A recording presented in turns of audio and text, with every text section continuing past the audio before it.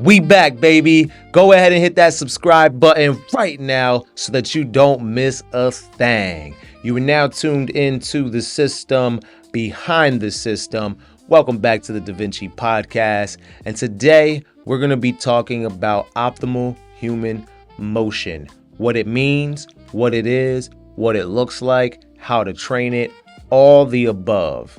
And I thought, what better to talk about this topic than to have someone who actually breathes this every day and is obsessed with training humans optimally, just like I am. I'm bringing on David Pritchard from Ohm Dynamics, and Ohm, play on words, actually stands for optimal human motion. They make a tech device that allows the body to express itself freely, gives the body feedback neurologically, fascially, all the alleles, and trains the body optimally. So without further ado, let's jump right into it. Today, we embody it all. We embody and execute on the origin, the originality, and precision engineering in the things that we do, in the movements that we make, and in the human body. That's why today we're going to discuss optimal human motion. But first and foremost, what is optimal human motion? Is it strength? Is it speed? Is it endurance? Is it the ability to be able to run for 100 miles straight? You know, you see athletes out there that can do amazing things. They can lift very heavy weight. They can run super fast. Usain Bolt, fastest man ever in history, right? You have people who can run miles on miles on miles on miles.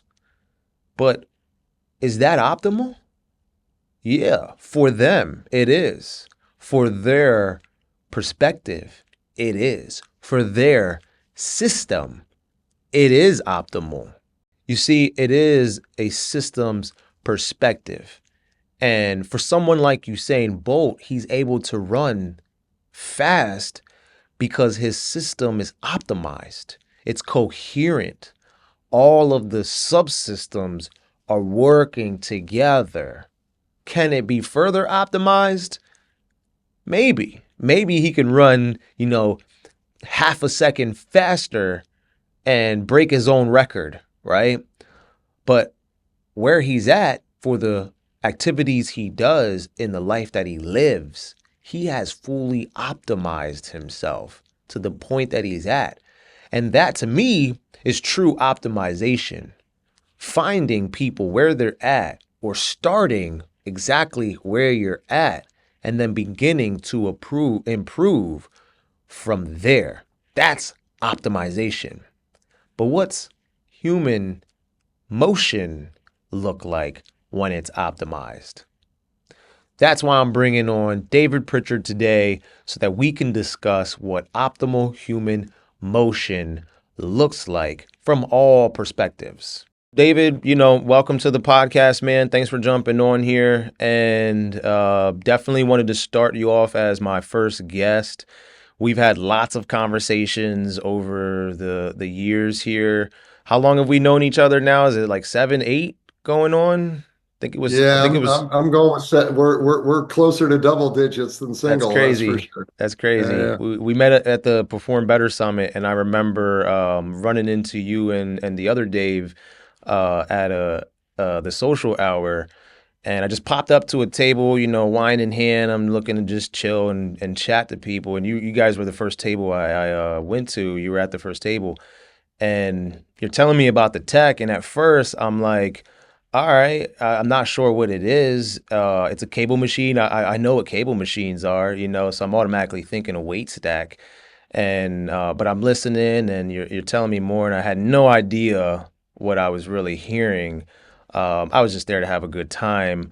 But I'm like, all right, duly noted. I'll check them out online or something. And the night was good. But then the next morning, I went to Parisi's presentation on fascia because that's my thing, and at the end of his presentation, he introed the tech. He showed the unit and showed somebody using it, and I'm like, all right, well, that looks interesting. Had a visual, and Parisi himself was talking about it. I'm like, all right, I gotta go check this out. It must be something important. And then so I found you guys right after the presentation, and it was history from there, man. Like as soon as I got on the tech, it was like boom. All right, I felt it. This is something. This is the future. That's how I felt. I'll tell you, and I've said this to you before. Um, we've had just a handful of people who've kind of had that clarity, like right out of the gate, 2 pulls, 3 pulls in of how fundamentally different the physiological experience of our resistance is from conventional weight-based resistance, and that its dynamic qualities, its responsiveness to the user, its variability through range of motion, and only a few people, frustratingly fewer people than I would like, Hmm. who immediately said, full mic drop, damn. And frankly, in a lot of ways, gone on to build their practice to a degree around the utilization of the tech, employment of the tech. There have been others, but not many, and you were one of those. I don't think I intentionally set out to build our center around Ohm and the Ohm run. It just happened. I put it in my space, and where it sat with all the other equipment and how I began using it, experimenting with it, it kind of just took the spotlight. And next thing I knew, as I'm, continually shaping my club and going from there, from the early stages to where we're at now, Ohm just kind of became the focal point of our pod system and so on and so forth. Even our programming, it's different. So to fit it into the programming, it kind of just, but then also its use and what it does and how it sits next to all the other equipment, it just happened. Well, so nothing we love more than the organic story, although as some guys trying to build a business, or organic tends to happen slowly over time, For sure. which is a little bit of frustration. I'd like to see the clouds part for more people, but but but I think what you were seeing, I'm sure what you were seeing is, as you were thinking about the ability to let people move dynamically, functionally move against resistance, you start thinking more and more, oh, you know what? Let me try that thing on the ohm instead of, I can't really do that with dumbbells. Uh, yeah, I can't do that over on my Smith machine. I can't, like, because the, one of the things I say to people, and I'll cut through this quickly, but if you think about, there's thousands and thousands of pieces of resistance training equipment out there in the world. But if we were to play, sort of the family feud taxonomy game and say, hey, what's the number one form of resistance out there? Most people would say, weight. And weight can be steel plates, it can be sandbags, water jugs, whatever, anything heavy. And weight works in the vertical plane, right? Something heavy is trying to get to the center of the earth. Remember Hmm. that gravity's acting on it. And it's got all its own properties and qualities. And weight-based resistance is probably, 85, 90% of the resistance training equipment out there. Next thing we go to, number 2 form, is bands and bungees. Probably another, some type of resistance band mechanism, probably another 10 to 12% of the thousands of pieces of equipment out there. Air or pneumatics, there's a few other things, but the number of forms of resistance that are out there deployed in those thousands or tens of thousands of different pieces of resistance training equipment, you can count on one hand. And I don't think you use all five Mm. fingers. I have a client who trains with me privately, and she's been with me for about 3 years now. And she also jumps in the small groups. So we meet once a week for her private session, but then she comes in about 2, 3 times for group. And she covets her private session. She loves it. She enjoys it. But let me tell you, the number one thing that she wants to do, and she made this very known, no matter who she coaches, no matter who coaches her, who she trains with, whether it's me or one of our staff, she made it very known that when it's her private session, she wants to spend as much time as possible, if not the whole session, working on the OM. It's become her OM session because in the groups, she can't dedicate the whole session to working on the tech, but during her private session, she can be flexible and we can kind of go in any direction she wants to. So I've been utilizing that time and using that time across the board for the last like 2 years with her, just doing OM sessions. And so you think about weight-based training and how it's utilized, or bands and bungees and how it's, and the physical properties that they have. And my partner's belief, the other Dave, the guy who developed our tech, his quandary all the time was, how come the stuff I do here inside this box, inside this gym, doesn't feel like the way I interact with the natural world? Like if I'm climbing a rock wall or pulling a boat up on a beach or whatever, I'm not engaging in the same movement patterns, off axis, asymmetrical pulling. A tug of war doesn't look anything like the way you do a seated row with a pad on your chest, neutral spine, and just a straight pull. I don't do that out in nature, nor do I do that in run of play when I'm on a field playing sports. I'm this, off axis, get bumped, hit, knocked, stumbling, get my Variability. footing, right? So there you go. And to me, and to Dave initially, the hallmark of human movement and force production and expression, every facet of it, the hallmark of it is infinite variability. Hmm. And that we go into a gym, put a pin in the weight stack at 20, give ourselves a constant, pick up the 30s, give ourselves a constant through a movement. I'm not even capable of expressing constant force through a movement. I do when I'm given a fixed weight, because if I want to go through a movement, I need to produce, the weight of the force of that weight through the movement. But I'm doing it in response to the dumbbell or the barbell. The dumbbell or barbell isn't working in response to me. And with our tech, I can have you pushing, pulling, rotating, and the resistance I'm experiencing is in response to my expression of force. Which is great. And meeting people where they're at that's David, that's exactly what we do at DaVinci. We meet people where they're at.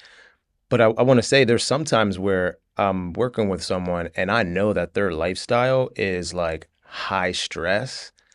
And so I also know if I give them that 40-pound dumbbell, that's putting added stress onto their body. So I'll say, hey, just take the 15. I know you can do the 40, but I'm also balancing your stress levels and giving you the right dosage of stimuli so I can elicit the proper adaptation at this moment, meeting you right where you're at. And when I put them on the ohm, it's kind of a different story. I don't have to really work so hard at dosing that or changing things up. I can just have them move properly, soundly, and let them work, let their body tell them what is the right amount of force to apply, restabilize in different motions. So the tech kind of helps me let them and let them work, and I can meet them where they're at. And those are some of the people that you see come into your place. Older folks, deconditioned, who've Mm. allowed, a certain Hmm. lifestyle to sort of overtake them. And they're finally saying, hey, I got to do better. I can't wake up every day with my back feeling like this, or I can't do the things I want to do with my grandkids or whatever it is. Well, it's on you. And there's not a pill, there's not a pill, there's not a percussion gun, there's not a single supplement that'll get you there. You've got to do the work because all these biological systems are use it or lose it. They're atrophying if we're not challenging them and inviting them to recover from stress, because it's the recovery from the stress and the adaptation that results that's goal is to get them to a better place, a stronger place, better balance, more coordination, whatever it may be. And I'm a fan of trying to work as least as possible to obtain those results and conserve, the energy output. I think that's part of optimization too. Like if I put out 100 calories, I don't want to just spend that 100 calories on reaching my goal. If I can spend that, 70 calories and reach my goal, I can spend another 30 going past the goal onto something else. So if there's a way to even optimize oh, I love hard work. I love hard work. Yeah, So seen I'm that. I'm gonna spend all 100 calories, right? And maybe even 200 if I can, right? But can we optimize even the efforts, the work we're putting in? And I think that's a big part of it as well. If you can find the way and the path and the methodology to be more efficient with your training or your exercise or your sleep or your meal prep or whatever it is, you're not necessarily, you're not putting yourself only in a position to do some of the things you do better. You're in a position to do more things. To talk about optimal human motion, you're like the perfect guest to do this, right? So, what would you say your take on optimal human motion is? What does optimal human motion mean to Ohm? It is ultimately, I think, optimal human motion, ohm, and the delta kinetic resistance that we provide, we believe is a highly safe, accessible, and effective mechanism to enable people to engage in functional resisted movement. So trying, from my perspective, to move away from, okay, I'm looking at a barbell with X on it, or a trap bar, or somebody's just handed me two dumbbells, and I am now going to find that position that is required of me when my skeleton is loaded gravitationally. I need to find that body position and, generally speaking, that neutral spine, that symmetry, and I'm going to try and move in that symmetrical pattern to go through the range of motion, the movement pattern and range of motion with that weight-based load in a manner that is putting stress on my body and creating is that intervention to yield to lead to ultimately an adaptation and an improved strength for me. But it's always going to be doing that with weight-based resistance in that movement pattern that I need to respect to avoid injury. Ohm is trying to give you the ability to move dynamically, rotationally, functionally in a way much more similar to how you live your life. Hmm. Pushing a shopping cart, turning a corner, grabbing a can as you do, like all this, or on the field, or chasing a tennis ball, or whatever it may be, but allow you to move in highly functional patterns that, principally among other things, and this is a really important point. This is actually a really important point I want to go to that you and I have touched on before, and I've gotten into with a couple of our advisory board members. Mm-hmm. This concept of stability, right? The idea that one needs to have stability in order to express force. And we've heard, anybody in and around this industry's heard the expression, you can't fire a cannon from a canoe. you actually can fire a cannon from a canoe, but it's a one-shot deal because you fire the cannon, the canoe flips over, the whole thing sinks, game over. Hmm. But as we go through life, by the way, may include, you know, 4 quarters on a football field, 2 days a week, but life generally, and I want to perform my best in that 4 quarters of football. We are in an endless state, as endlessly variable a state of stability as we are force expression. That's how you reach optimal. You can't reach optimal just, doing 1,000 pound squats. Like, I get it. That's fun. It's like wow when you see it, but I'll challenge you on fun, variability. but I know, uh, right? yeah, Variability and being able to express fully with less restrictions, like that's how you reach the more of an optimal state.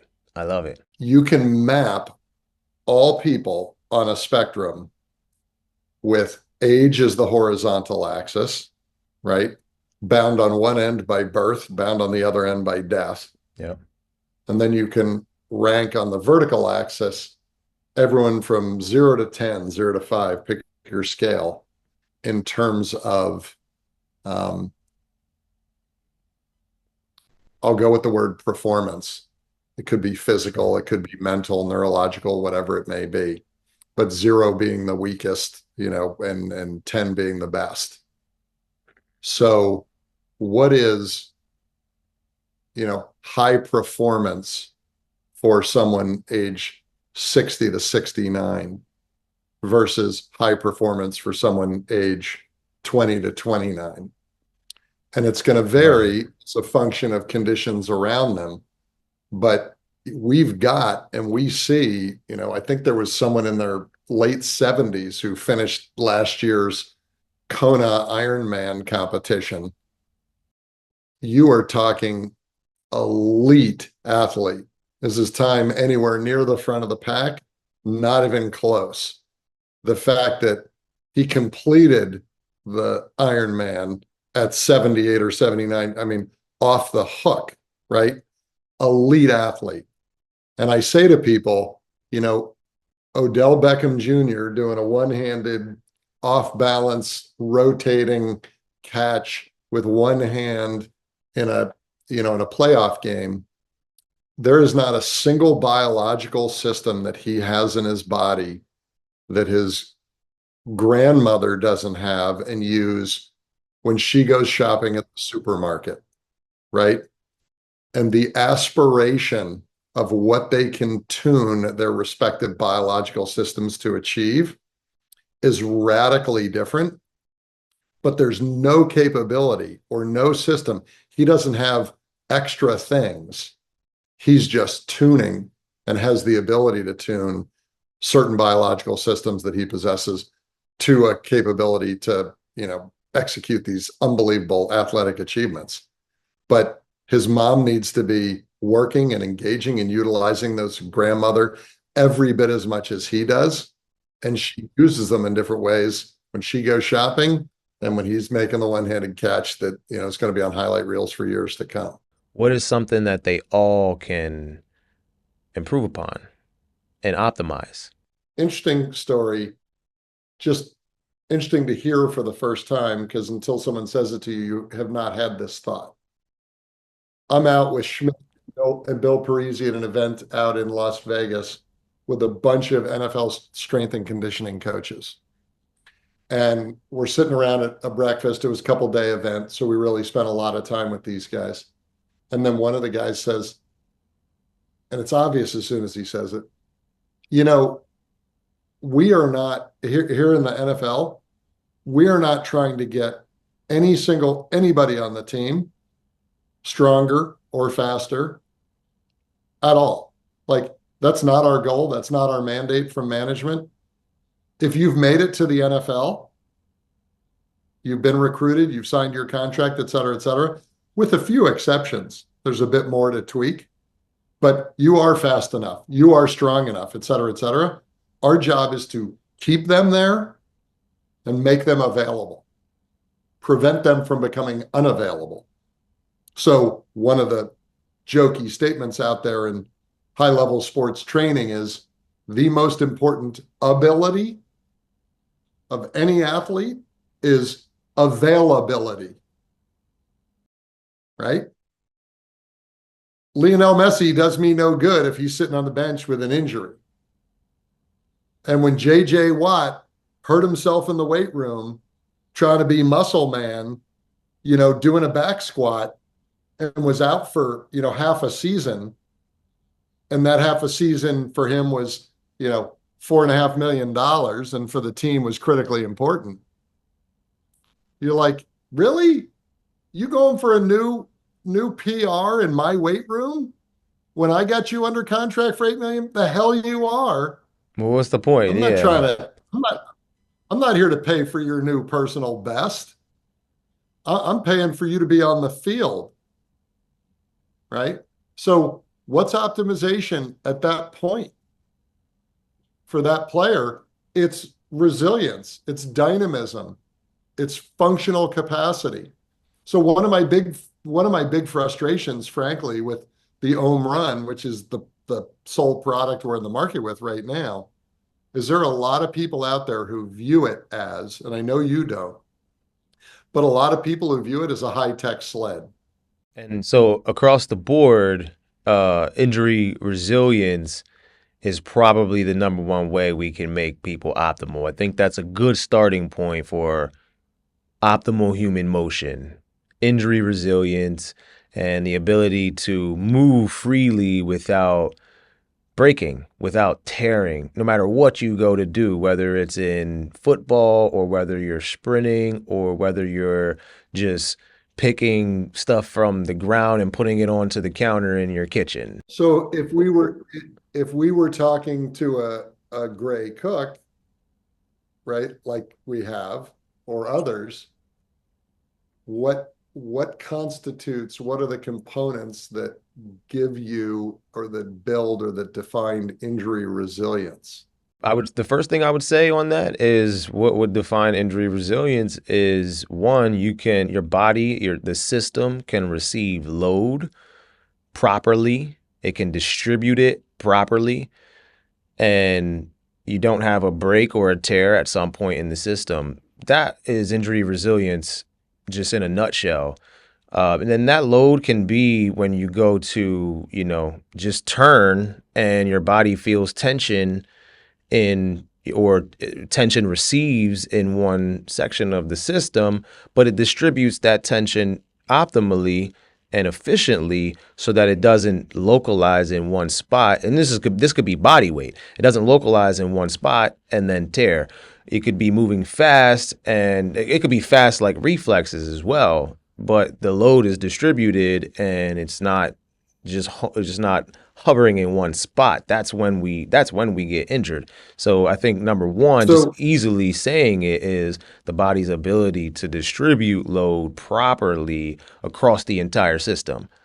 And you need every system in order to do that. You need every system functioning together in order to do that. You can be strong and still get injured. You can be fascially driven and still get absolutely. injured. You can be, I can run for days and do marathons. My cardio system's highly developed, but you can still get injured. So you need all of those systems functioning properly, because the network or the whole functioning system is one.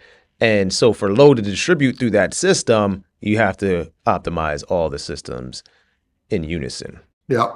So you now speak of what we've talked about before, which is the symphony that is movement.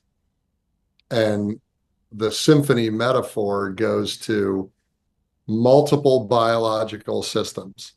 In order to absorb and distribute load, this is going to begin with high proprioceptive awareness, which is coming through the fascial system, nervous system, right? And one and the same, all everything woven together. But So the first thing I'm doing, moment zero, is recognizing I've just received a load.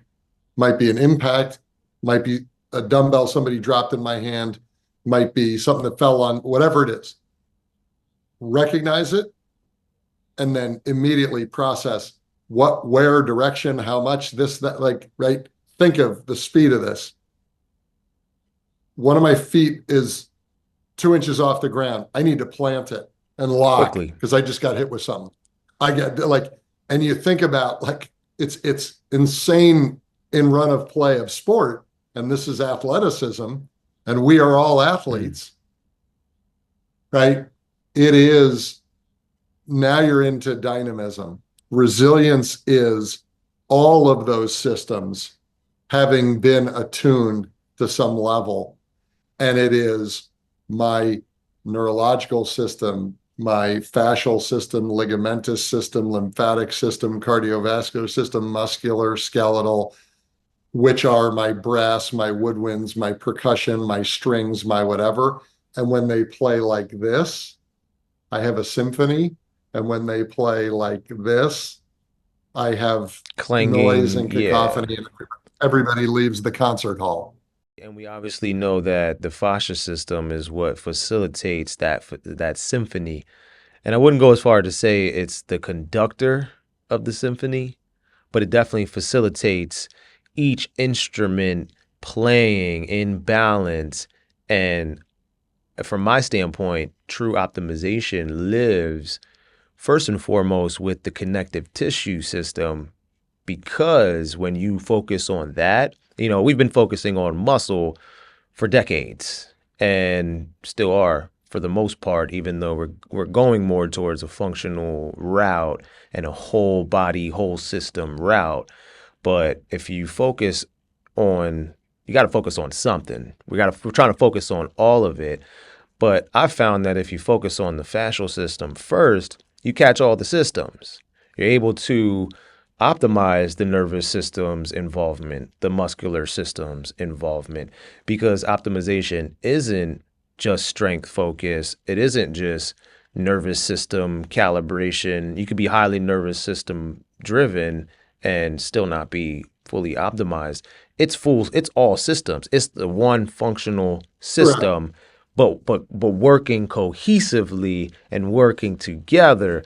That is what true optimization is getting all of those systems working together, no matter where your starting point is, no matter what your activity or your activity level is.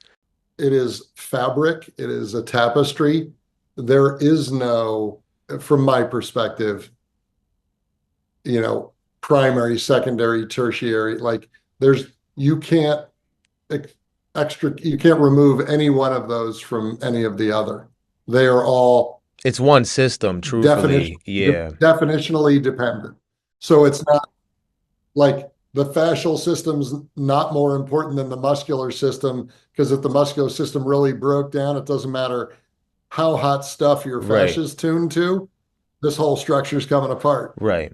If you got a weak bone and a bad knee, your skeletal system's it's all only as strong as its weakest component. I'm not talking about from developing the fascial system itself. Like, okay, I'm just going to do certain exercises that train fascial elasticity and train elastic recoil strength, right? I'm not talking about or the hydration of fascia tissue and making sure it stays nice and ready. I'm not talking about from that standpoint. I'm talking about when you focus on training fascia, the body, what you get out of that, like that brought me to Ohm. First and foremost, I don't think if I didn't have that focus about training fascia, I don't think I would have been as hype about Ohm when I found it. I knew and I felt, I couldn't put the words to it, right? I still sometimes can't, still figuring that out. But I felt that this was training me optimally. But I could also feel that the connective tissue was was really what I was feeling the most, because I wasn't just feeling it locally in the biceps, doing a bicep curl. It's like, oh yeah, I'm getting the burn. All right, great. Biceps popping, getting bigger. But when I was working on the ohm, it was like, all right, yes, I'm feeling that the whole way through. And what is that? Because, you can't say it's muscle. You can't say it's the nerves. You can't say it's blood vessels or respiratory, uh, components. It is the connective tissue. When you go here and you feel and you tense up and you feel that in the forearm and you feel that in the around the bicep and tricep area, into the shoulder, into the pec, you're feeling that connectivity. You're feeling the connective. So it's kind of wrapping it. We try to get away from the fact that we used to call it wrapping paper, but it is wrapping everything together. It is the connective tissue. It's what's connecting it all together. I found that focusing on that is definitely helping me hit every system. And it's shown because when I go to put people in certain situations or have them do certain movements or just live everyday life, they're robust. They're flexible. Flexible meaning they can be strong when they need to be strong. They can be fast when they need to be fast. When it's time to be injury resilient, they're injury resilient. When it's time to, fire up neurologically, they're able to do that. But I didn't focus on how do I improve their neurological capability. I focused on I'm going to train their fascia system, and it hit the whole system. Dynamic movement. Because you talk to one of the NFL coaches had said, we have our guys bench press umpteen times a week. He said, the only time one of my players is ever flat on his back on the ground, pushing up with both of his hands in the manner of a bench press is if he's been absolutely run over by someone on the other team and he's trying to get a big fat guy off of the top of him, right? That's a movement pattern. Like, I don't want but that's how I train his, chest, pecs, whatever. Like, again, now you say, okay, have him stand up, get on ohm and do a standing chest press, split stance, athletic position, off axis. Now we're talking.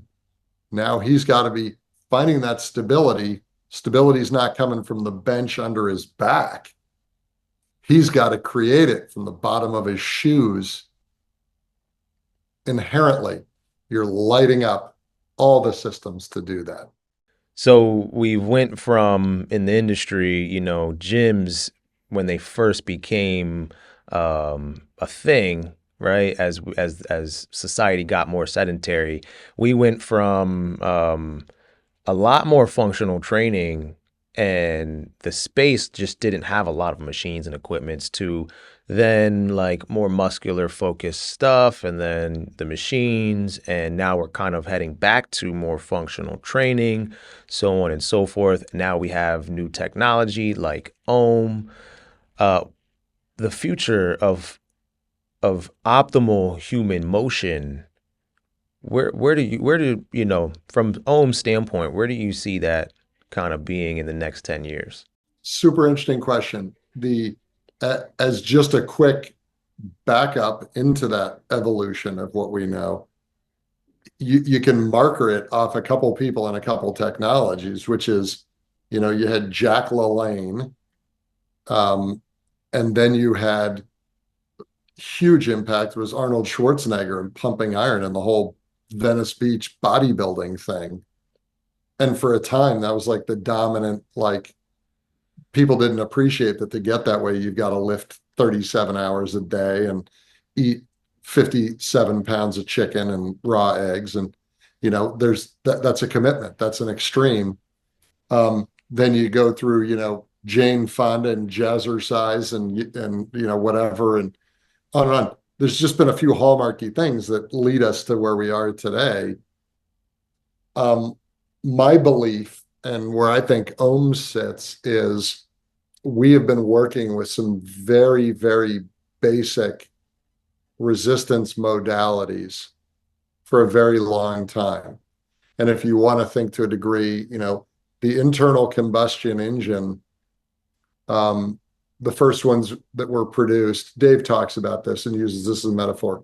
First internal combustion engines, were terribly inefficient, would get, a mile to a gallon of gas, didn't put out much horsepower. We refined them, made them better, fuel injection, superchargers, turbochargers.